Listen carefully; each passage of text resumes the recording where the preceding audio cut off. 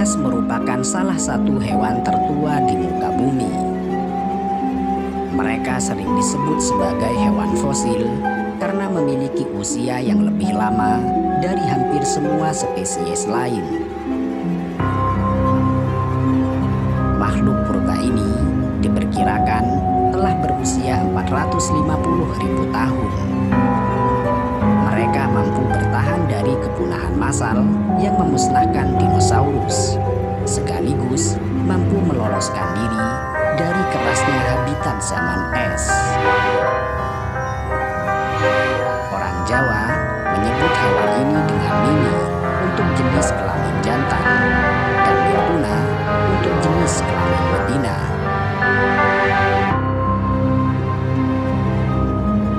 Makhluk ini tergolong hewan monogamik, sehingga mereka sering dijadikan simbol untuk kelanggengan pasangan suami istri. Sementara dalam bahasa Inggris, hewan ini disebut dengan horseshoe crab, yang berarti ketam ladam atau kepiting tapal kuda, dikarenakan bentuknya yang dianggap mirip seperti ladam kuda.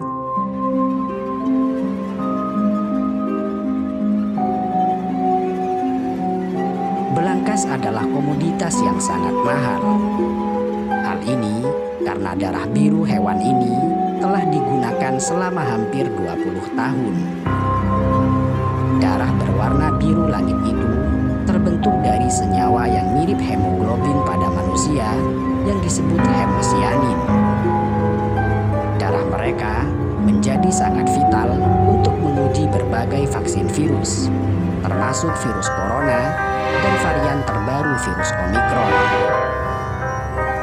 Selain menguji vaksin virus, darah biru dari kepiting ini juga digunakan untuk menguji keamanan produk medis. Darah belangkas juga mengandung zat pembekuan khusus yang digunakan untuk membuat ramuan yang disebut limulus ameboxid lysate atau LAL.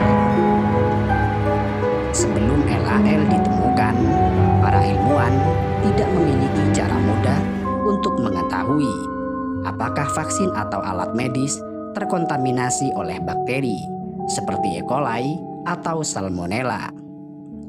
Tetapi ketika kandungan pada darah belangkas ditemukan pada tahun 1970, temuan itu mengubah segalanya dan membuat kerja tenaga medis menjadi lebih mudah.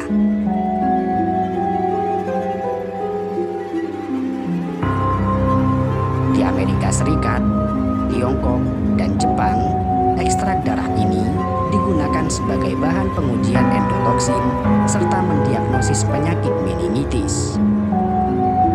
Itulah mengapa setiap tahun industri medis menangkap tidak kurang dari 600.000 kepiting ladang.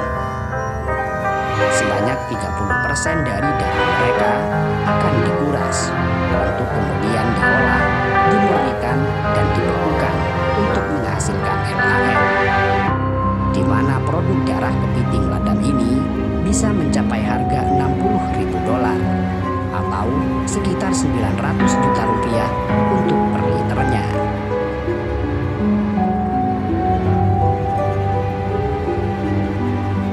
Umumnya, belangkas yang telah diambil darahnya akan dikembalikan ke habitatnya.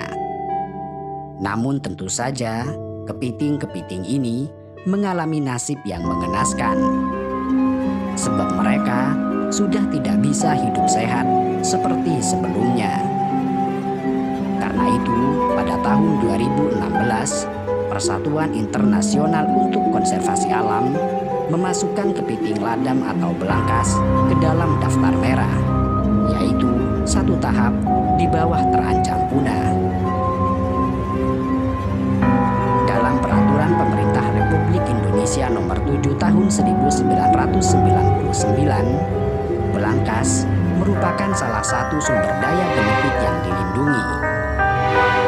Satwa ini mempunyai risiko kepunahan yang tinggi akibat adanya degradasi habitat, reklamasi, pencemaran, perubahan kondisi air, dan perburuan komersial.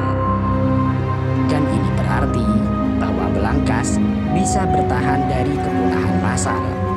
Tetapi agaknya mereka tidak mampu untuk bertahan dari brutalnya keserakahan.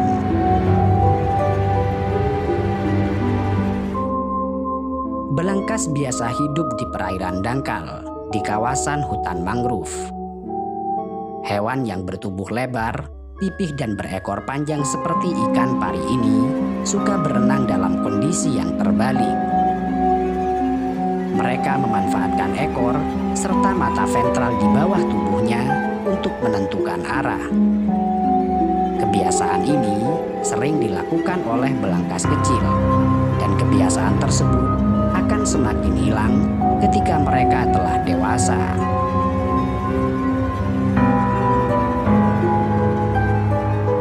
Belangkas sering dianggap sebagai hewan berbahaya. Munculnya anggapan ini karena melihat bentuk tubuhnya yang menyeramkan. Padahal sesungguhnya belangkas tidak termasuk hewan yang berbahaya. Meski memiliki ekor yang mirip dengan ikan pari, belangkas tidak termasuk dalam jenis ikan.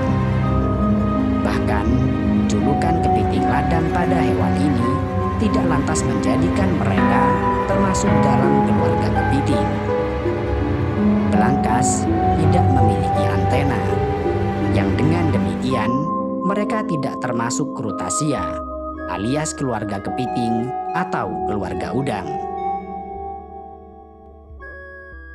Kepiting ladam justru termasuk dalam golongan arachnida, yang meskipun hidup di laut, mereka masih berkerabat dekat dengan hewan arachnida lain, seperti laba-laba atau kalajengking.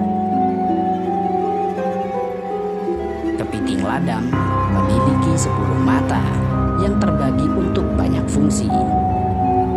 Pertama, terdapat sepasang mata majemuk di bagian atas tubuhnya yang berfungsi mencari pasangan. Di belakangnya, terdapat masing-masing satu mata lateral. Kemudian, ada sepasang mata median dan satu mata endoparital di bagian depan tubuh mereka.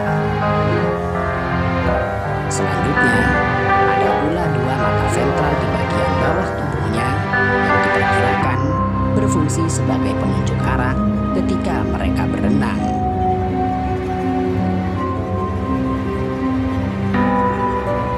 Belangkas termasuk hewan nokturnal yang beraktivitas pada malam hari, khususnya saat bulan purnama.